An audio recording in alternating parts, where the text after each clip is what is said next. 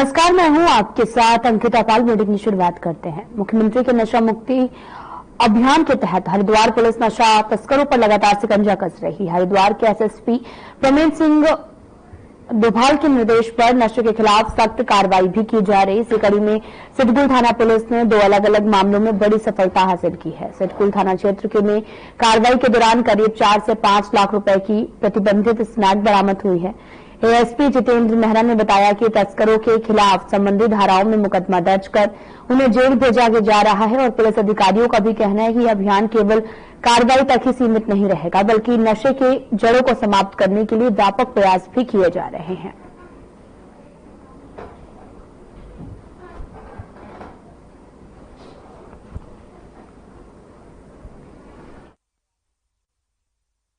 फिर इसको माननीय मुख्यमंत्री जी के नेतृत्व में ड्रग्स फ्री देवभूमि 2025 जो मिशन है, उसके तहत एसएसपी हरिद्वार महोदय के कुशल नेतृत्व में सिडकुल थाने ने 2 अभियुक्तों को गिरफ्तार किया है। 2 अलग अलग मामलों में। एक के पास 15 ग्राम से ज्यादा स्मैक पकड़ी गई है और दूसरे के पास 14 ग्राम से भी ज्यादा स्मैक पकड़ी गई है।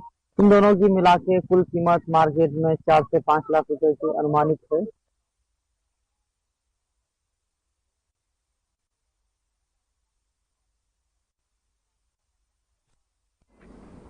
हरिद्वार में आबकारी विभाग का अवैध शराब के खिलाफ सख्त अभियान जारी है, जिसे लेकर जिला आबकारी अधिकारी हरीश जोशी के नेतृत्व में लगातार छापेमारी की जा रही है। वैसे शराब माफियाओं में हड़कंप भी मचा हुआ है और साथ ही इंदिरा बस्ती इंडस्ट्रियल एरिया स्थित एक घर में छापेमारी के दौरान देसी शराब बरामद की गई है। बक्सर कोतवाली क्षेत्र में कच्ची शराब के ठिकानों पर छापेमारी करते हुए अवैध शराब पकड़ी गई। दोनों मामलों में शराब बेचने वालों का चालान कर पुलिस को सौंपा गया है।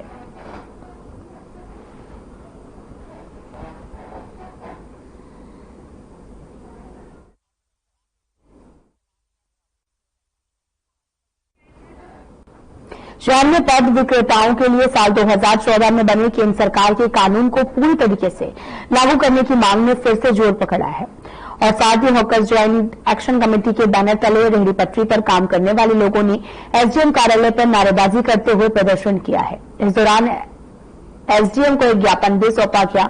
ज्ञापन में पद विक्रेताओं के लिए कई प्रकार की सुविधाओं को जुटाने की मांग की गई है। ज्वाइंट एक्शन कमेटी से जुड़े रेहड़ी पटरी और डिलीवरी ड्राइवर से एकत्रित होकर एसडीएम कार्यालय पहुंचे और हॉकर्स ज्वाइंट एक्शन कमेटी ने स्टेट कोऑर्डिनेटर शैलेंद्र गुप्ता ने बताया कि शहर में वेडिंग जोन बनाकर पद विक्रेताओं को स्थायी ठिकाना देने की मांग एसडीएम से की गई है।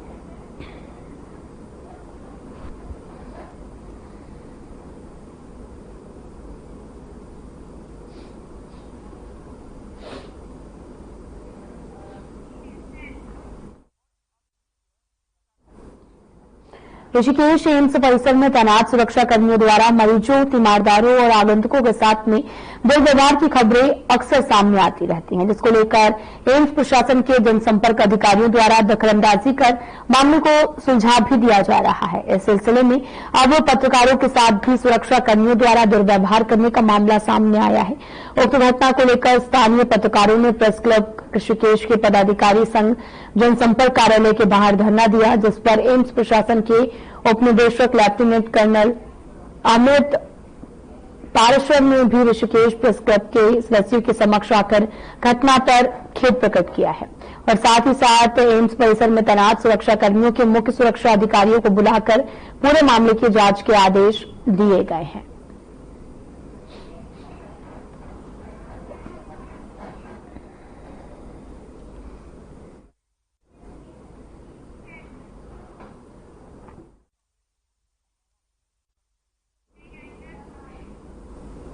देहरादून में मुख्यमंत्री पुष्कर सिंह धामी ने बीजेपी प्रदेश अध्यक्ष महेंद्र भट्ट से मुलाकात की है।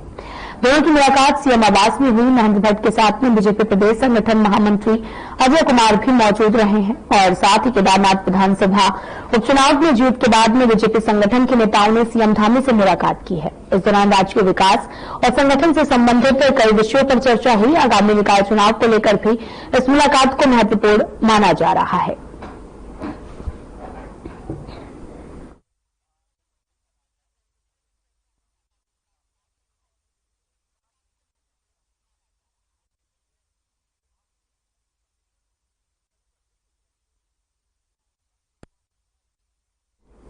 केदारनाथ विधानसभा उपचुनाव में बीजेपी से आशा नौटियाल की जीत हुई है, जिसके बाद विधानसभा अध्यक्ष ऋतु खंडूरी भूषण ने आशा को विधानसभा में विधायक के रूप में शपथ दिलाई है।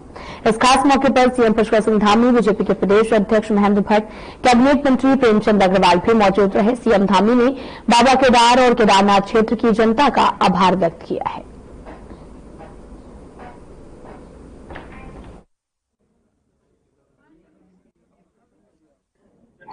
सबसे पहले तो बाबा केदार को नमन करता हूं। उनके आशीर्वाद से श्री केदारनाथ विधानसभा की देवतुल्य जनता ने श्रीमती आशा नौटियाल जी को विधानसभा में भेजा है, अपना सदस्य बनाया है। आज उन्होंने विधिवत रूप से आज शपथ ली है। मैं उनको बहुत शुभकामनाएं देता हूं, बधाई देता हूं। और जो अपेक्षा, आशा और जो विश्वास श्री केदारनाथ विधानसभा की जनता ने श्री आशा नौटियाल जी में, भारतीय जनता पार्टी में व्यक्त की है या जो अपेक्षा की है, हम पूरे संकल्प के साथ उसको आगे बढ़ाएंगे। आगे के लिए क्या लक्ष्य है, क्या कुछ करेंगे? पहले तो मैं सभी अपने उच्च नेतृत्व का, प्रदेश नेतृत्व का और अपने समस्त केदारनाथ विधानसभा के देवतुल्य मतदाताओं का, जनता का, कार्यकर्ताओं का, युवाओं का और मातृशक्ति का, वृद्धों का बहुत बहुत आभार व्यक्त करती हूँ। धन्यवाद देना चाहती हूँ कि उनके आशीर्वाद से ये जीत हुई है और ये जीत केदारनाथ विधानसभा में विकास कार्यों की जीत हुई है। हमारे देश के यशस्वी प्रधानमंत्री आदरणीय मोदी जी के, आदरणीय धामी जी के विकास कार्यों पर लोगों ने मोहर लगाई है और निश्चित तौर पर आगे भी हमारा विजन विकास के हर कोने, जहां भी विधानसभा क्षेत्र में जो भी गांव अभी विकास से अछूते रह गए हैं, उन गांवों को विकास की गति में आगे बढ़ाने का है।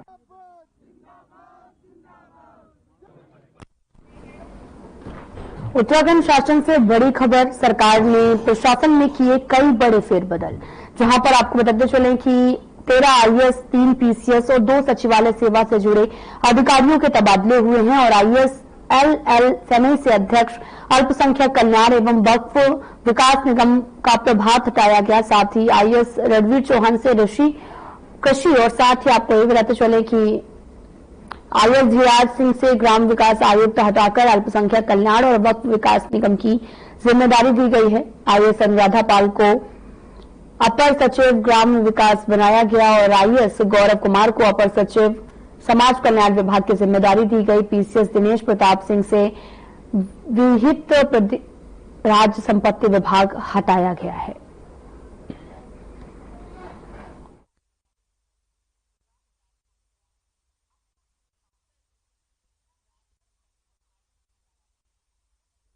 जौनसार बाबर चक्राता विधानसभा से कलसी ब्लॉक में देहरादून जिले के डीएम सबिन बंसल ने जनता दरबार लगाया है। इस जनता दरबार में कुल 152 शिकायतें भी दर्ज हुई हैं।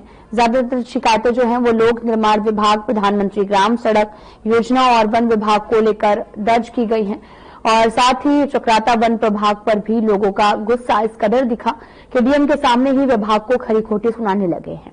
दरअसल मामला जौनसार बाबर के चक्राता जनजातीय समुदाय के लोगों को अपने घरों के निर्माण के लिए मिलने वाली लकड़ी का है, क्योंकि ब्रिटिश काल से जंगलों की हिफाजत करने वाले आदिवासी लोगों को ये व्यवस्था तत्कालीन सरकार द्वारा दी गई है, मगर कोरोना काल के बाद से वन विभाग ने इस व्यवस्था को दरकिनार कर दिया, जिससे पिछले 3 सालों से ये लोग अपने हक के लिए दर दर ठोकरें खा रहे हैं।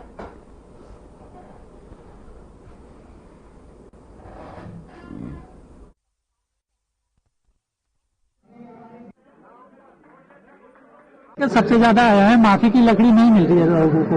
उन्होंने शिकायत भी की है, वो कह रहे हैं कि पिछले 3 साल से नहीं मिली है। क्या अब हम उम्मीद करें कि उनको मिलेगी? डेफिनेटली जो हमने एसडीएम की अध्यक्षता में ऑलरेडी मीटिंग फिक्स करवा दी है। जो कंसर्न एसडीओ फॉरेस्ट हैं और हमारे बीडीओ, उनके सामने लोकल्स को बुलवा के उनका रोस्टर निर्धारण करवाया जाएगा। एक एसओपी बनी है, जो नियमावली बनी है, उसके अकॉर्डिंग उनका रोस्टर निर्धारित करवा दिया जाएगा। बैठ के होने के साथ साथ फिर उनको लकड़ी प्रदत्त करनी चाहिए। वेरिफिकेशन गतिमान है। जो आप चेंजेस बता रहे हैं या जो इंक्रोचमेंट्स हैं वो स्ट्रेटजी चली रही है। जो हमारे पेरेंट डिपार्टमेंट्स हैं उनको आगे फोरफ्रंट पर रख के पुलिस और मजिस्ट्रेट सपोर्ट प्रदान की जा रही है।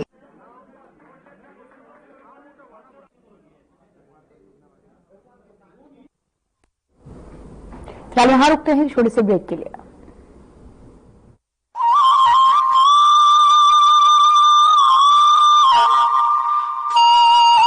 करने वालों यानी आईडीयू के लिए राज्य में एनजीओ के माध्यम से लक्षित हस्तक्षेप यानी टीआई प्रोजेक्ट लागू किया जा रहा है। इसके तहत 7 टीआई एनजीओ के माध्यम से 2000 से अधिक ऐसे लोगों की मदद की जा रही है जो इंजेक्शन से नशा करते हैं। टीआई कार्यक्रम के तहत इन लोगों को काउंसलिंग, एचआईवी और syphilis screening, abscess management, needle syringe के नुकसान को कम करने वाली सेवाएं जैसी कई जरूरी सुविधाएं प्रदान की जाती हैं। नशीली दवाओं की लत के शिकार लोगों के परिजनों से मिलकर भी उन्हें मोटिवेशनल सपोर्ट दिया जाता है। निडल सिरिंज एक्सचेंज प्रोग्राम यानी NSEP के तहत एनजीओ कर्मी नशीली दवाओं के इंजेक्शन लगाने वालों को नई सुई और सिरिंज मुहैया कराते हैं और पुरानी व इस्तेमाल की गई सुई और सिरिंज एकत्र करते हैं। साथ ही प्रशिक्षित चिकित्सा अधिकारी की देखरेख में ओपियोइड सब्स्टिट्यूशन थेरेपी यानी OST भी दी जाती है। राज्य के सरकारी अस्पतालों में 8 OST सेंटर हैं जो देहरादून, रुड़की, हरिद्वार, रामनगर, नैनीताल, रुद्रपुर, काशीपुर और सितारगंज में मौजूद है। साथ ही 2 सैटेलाइट OST सेंटर भी हैं जो दूर दराज के इलाकों में OST की सुविधा देते हैं। इंजेक्शन से ड्रग्स का नशा छुड़ाने को हम हैं तैयार। HIV एड्स रोकथाम को तत्पर उत्तराखंड सरकार।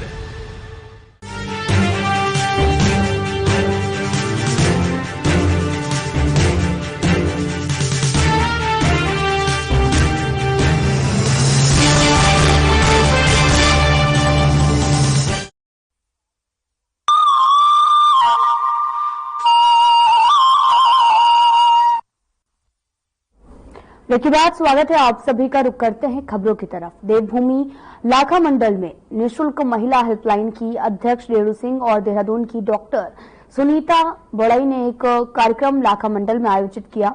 इस कार्यक्रम में स्वयं सहायता समूह की महिलाओं और स्कूली छात्र छात्राओं को क्षेत्र के तमाम लोगों को कानूनी जानकारी प्रदान की गई है। कार्यक्रम में महिला सशक्तिकरण, कानूनी जागरूकता को बढ़ावा देने के लिए एक महत्वपूर्ण कदम उठाया गया और रेणु सिंह और डॉक्टर सुनीता प्रदेश प्रवक्ता भारतीय जनता पार्टी की पहल में से महिलाओं को अपने अधिकारों के बारे में जानकारी दी गई। महिलाएं अपने जीवन में सशक्त निर्णय ले पाएं।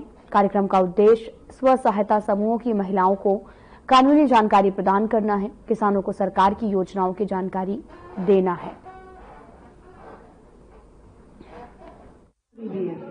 और देवभूमि लाखा मंडल में महिला हेल्पलाइन निःशुल्क समाधान आज उनकी रेणु डी सिंह अध्यक्ष आई है और उनके साथ डॉक्टर सुनीता प्रवक्ता, प्रदेश प्रवक्ता भारतीय जनता पार्टी से हमारे बीच में आई और सभी समूह की महिलाओं को संबोधित किया है और जितनी भी हमारी बंदूर खत की महिलाएं हैं सभी को सम्मानित किया गया और जिसमें 6 महिला सक्रिय महिला थी उनको भी सम्मानित किया गया और जो भी स्कूल के बच्चे हैं 10 स्कूल के उनको भी सभी बच्चों को जो अच्छे नंबरों से पास हुए हैं उनको भी सम्मानित किया गया और यहाँ पे काफी महिलाएं आई हुई थी और पांडव नृत्य, डांस वगैरह सभी किया के माध्यम से सभी सेल्फ हेल्प ग्रुप की बहनों को आज सम्मानित किया। जो स्कूल में ब्रिलियंट बच्चे हैं उनको सम्मानित किया और साथ में जो भाजपा के सक्रिय सदस्य हैं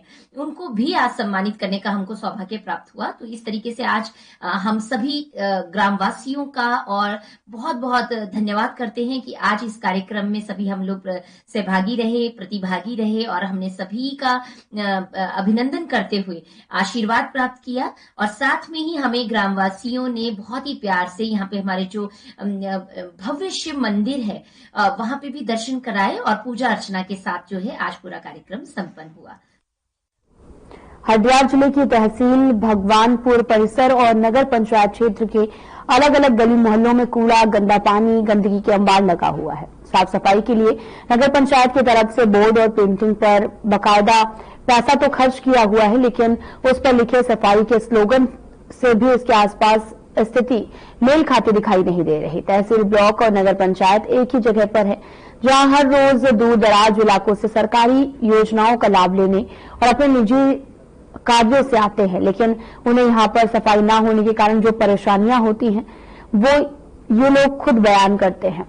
साफ सफाई का हाल तो आप लोगों ने तस्वीरों में देखा ही है, लेकिन यहां पर जो बड़ी समस्या है यह है कि हर रोज हजारों लोग यहां पर आते हैं, बच्चे, महिलाएं और बुजुर्ग भी जिनमें शामिल होते हैं, और एकमात्र सार्वजनिक शौचालय नगर पंचायत के द्वारा बनवाया गया था, जिस पर ताला लग गया है, और लाखों रुपए खर्च करने के बाद भी शौचालय का लाभ आमजन को क्यों नहीं मिल पा रहा, ये अपने आप में एक बड़ा सवाल है।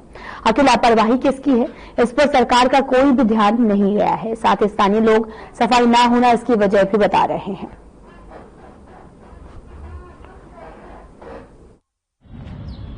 बड़ी परेशानी है यहाँ पे आने जाने वाले के लिए भी, और जो यहाँ पे काम कर रहे हैं उनके लिए भी, कि शौचालय की कोई व्यवस्था नहीं है बिल्कुल। गंदगी बहुत ज़्यादा है, स्मेल वगैरह बहुत फैली रहती है यहाँ पे, काम करना बहुत मुहिम हो जाता है। ये शौचालय यहाँ पे कोई सुविधा नहीं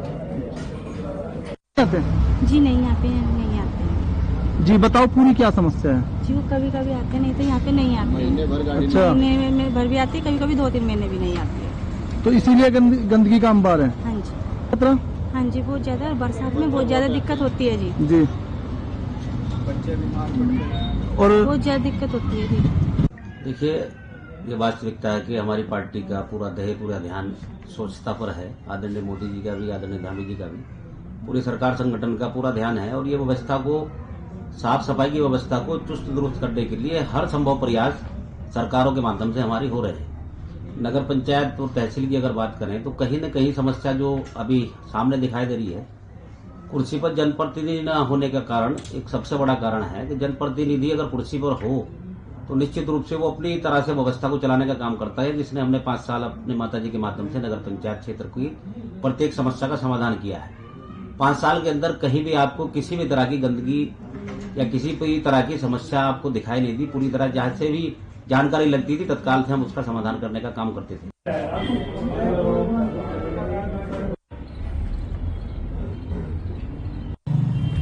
एक कदम स्वच्छता की। राज्य स्वास्थ्य एजेंसी की टीम दून अस्पताल पहुंची, जहां पर टीम के सदस्यों ने अस्पताल प्रबंधन के साथ बैठक की है। आयुष्मान को लेकर उत्पन्न हो रही सभी समस्याओं के निस्तारण के लिए बातचीत की गई, और एसएचए की ओर से आयुष्मान योजना के तहत उपचार लेने वाले मरीजों के लिए भी तय की गई कुछ नई गाइडलाइन के बारे में बताया गया। दून मेडिकल कॉलेज की प्राचार्य डॉक्टर गीता जैन ने बताया कि टीम के साथ हुई और बैठक में कमियों को दूर करने पर चर्चा की गई। इसके तहत अब अस्पताल में भर्ती होने वाले मरीजों की जांच रिपोर्ट भी लगाई जाएगी, और साथ ही आपको बताते चले कि इसके अलावा अन्य कमियों को भी दूर करने का प्रयास किया जाएगा।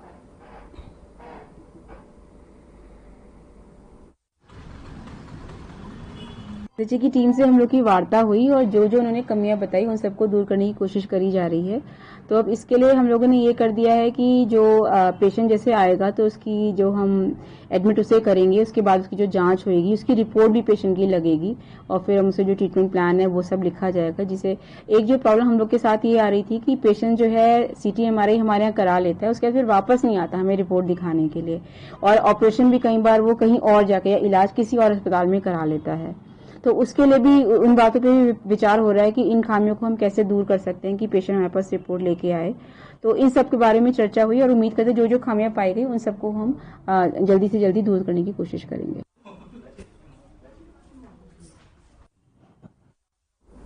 आए दिन हरिद्वार के कई इलाकों में जंगली हाथियों के घुसने की खबरें सामने आ रही हैं, जहां पर पहले जगजीतपुर और राजा गार्डन में हाथी घुस जाते थे, और अब बहादुराबाद के क्षेत्र में भी हाथी पहुंच रहे हैं। और हाल ही में जंगल से निकलकर हाथी बहादुराबाद के बाजार में भी घुस गए। इसके बाजार में अफरा तफरी मच गई।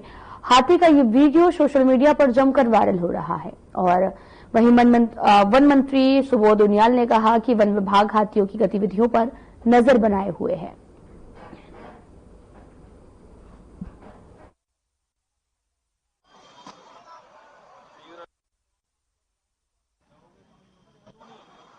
देखिए, लगातार हाथी की गतिविधियों पर हमारा विभाग नजर रखे हुए है और मैं मोबाइल में व्हाट्सएप के माध्यम से, फोन के माध्यम से लगातार जो हमारे अधिकारी हैं हरिद्वार डिवीजन के, उनके संपर्क में हूँ। और ये क्योंकि वो देखिए गन्ने के खेतों में गन्ना खाना हाथी के लिए जो है उसका आहार है गन्ना को हाथी बहुत पसंद करता है और गन्ने के खेत के चक्कर वहाँ पे आ रहा है। और अभी तक किसी इस तरह की घटना नहीं है कि कहीं ह्यूमन वाइल्ड लाइफ कॉन्फ्लिक्ट की नौबत आई हो, लेकिन फिर भी हमारा विभाग इस पर पूरी नजर रखे और इसका रास्ता निकालने की कोशिश करता है।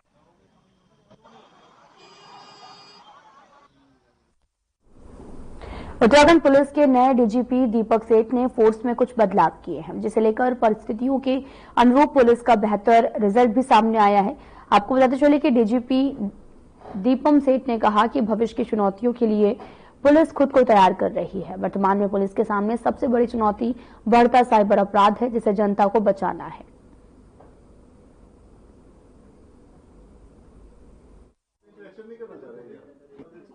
देखिए, ये पहले दिन